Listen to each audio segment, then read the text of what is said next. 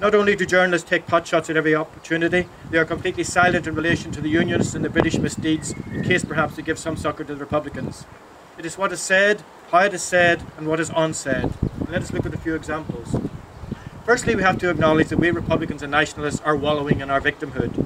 However, we should be clear that only Catholics, nationalists and Republicans wallow. Never the Unionists, certainly not the British, and absolutely never the journalists, who never stop reminding us about IRA killings over the last 90 years, but are silent about the killings by British and Unionists. But then we need to grow up. Again, this does not apply to anyone but nationalists and Republicans. And although name-calling is a sure sign of immaturity, it doesn't apply to anyone who attacks Republicans and nationalists in this manner. Now, let's stop looking at the past. Only anti-Republicans are allowed to do that. Say something often enough and people will believe it. The only place that British soldiers were and are murdered is in Ireland, because England has never recognised the rights of Irishmen to legally fight for any cause except their empire. You will read about physical force nationalism, but never physical force unionism or physical force imperialism. Think of how and when words and phrases like the mainland, Sinn Féin IRA, terrorist come into common usage, and you will see that language has always been used as a weapon. Apparently it was the Republicans that brought the gun into Irish politics. How does anyone think England conquered and held this country for 800 years? It certainly wasn't by their natural good looks and charms. And did the Unionists not import arms from Germany before the Volunteers and threaten war against England till it got its demands? But then the same Unionists only ever retaliated or took revenge. It was always the nationalists that provoked them. These words, of course, implied that it was justifiable or at least understandable that this happened, but all the evidence shows clearly that this is not the case. In the last set of troubles, it was the Unionists who carried out the first murders, the first bombings, the first deaths, and killed the first policemen. It was the Unionists who introduced internment without trial, and it was the British Army that provoked the backlash of the Provisionists by criminalising whole populations, by killing innocent civilians, including children, tens of thousands of house searches, daily harassment, detention and imprisonment. It was the British government that manipulated the judiciary and other branches of their government to enhance and also to justify their illegal and immoral actions. It would appear too that we Republicans airbrush people out of history. The Irish in British uniform in the First World War were apparently so treated, and those soldiers who deserted the Irish Army and joined the British Army during the Second World War were treated abominably. Now let's put things into perspective.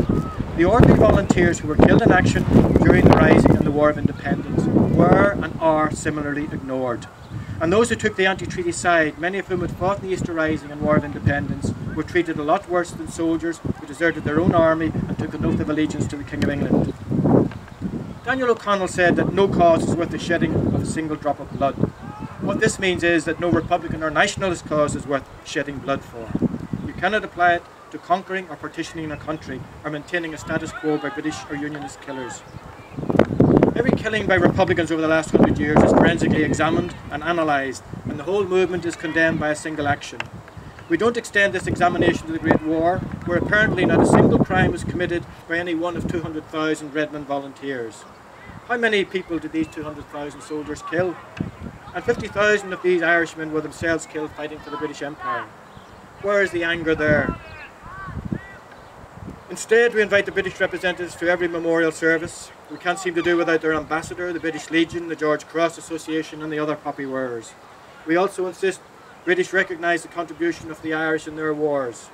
If we are there honestly honouring Irishmen, then we don't need the foreign involvement.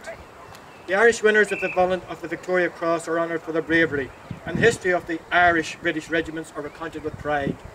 These medals were won, and these histories written in the blood of people living in their own countries, killed by invading Irish agents of the British Empire, not for freedom and democracy as the current propaganda would have us believe, but for power, greed and empire building.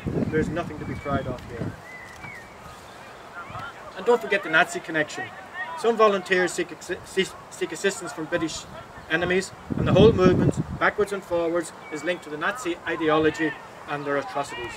Strangely, this doesn't apply to resistant movements and governments in at least 20 countries who collaborated or sought help from Nazi Germany. Britain was an ally of Russia during the Second World War. So does that mean that Churchill was a communist or supported the regime? If only we'd waited, we'd have got everything. Yet when the vast majority of the 32-county country voted for Sinn Féin in 1918, we got a war instead.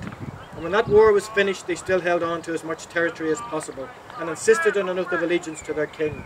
And if we didn't accept that, they would wage war again against us.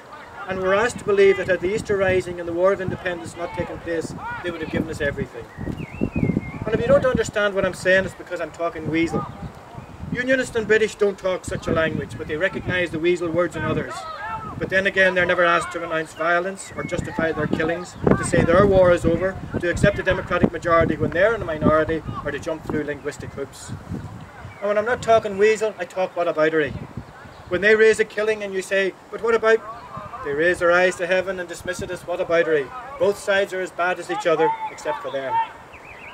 The Easter Rising, the War of Independence and the most recent troubles are portrayed as Irishmen killing Irishmen in order to make them Irish. You never hear that it was British killing British in order to get them to remain British. A prominent historian in a recent book acknowledges that the British